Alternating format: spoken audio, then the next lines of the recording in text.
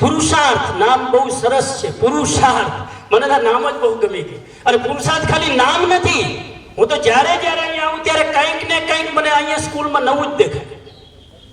પુરુષાર્થ એ દિશામાં કરવાનો જ્યાં પરિવર્તન તમે લાવી શકો. શું લાવી શકો? પરિવર્તનની દિશામાં પુરુષાર્થ થાય એ સાચો પુરુષાર્થ. આ વિદ્યાર્થીના ડ્રેસમાં થોડું પરિવર્તન આવી ગયું, જરા શિક્ષકના ડ્રેસમાં જરા રોનક આવી ગઈ.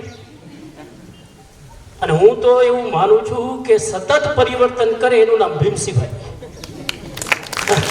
સતત કોન્સ્ટન્ટ, એકનું એક ભાવે જ નહીં, એકનું એક ગમે જ નહીં, કંઈક નવો પ્રયોગ. એ નવો પ્રયોગ પછી આ તમે જ્યાં બેઠા છો એના માહોલના રૂપે, કોઈ તપોવનના રૂપે, કેટલા બધા પરિવર્તન.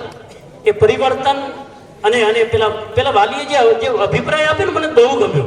આખી સ્કૂલની એને જે વાત કરી, મને કે આ સ્કૂલ એવી છે કે ખાલી ભણાવતા નથી, અહીંયા યોગમાં એક્સપર્ટ તૈયાર થાય છે, અહીંયા મ્યુઝિકમાં એક્સપર્ટ તૈયાર થાય છે, અહીંયા દરેક ક્ષેત્રમાં, હમણાં કીધું ને, કવિઓ અહીંયા પેદા થાય છે, ગાવાવાળા.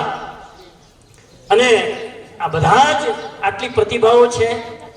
મને આજે એ પણ પરિવર્તન જોવા મળ્યું કે ભીમસિંહભાઈ પણ કવિતા બોલી શકે ને ગીત ગાઈ શકે. એ પણ એક મજાની વાત છે. તો ખૂબ આનંદની લાગણી વ્યક્ત કરું. મારું સદભાગ્ય છે કે મને પુરુષાર્થ સ્કૂલ સાથે જોડાવાનો મોકો મળ્યો છે.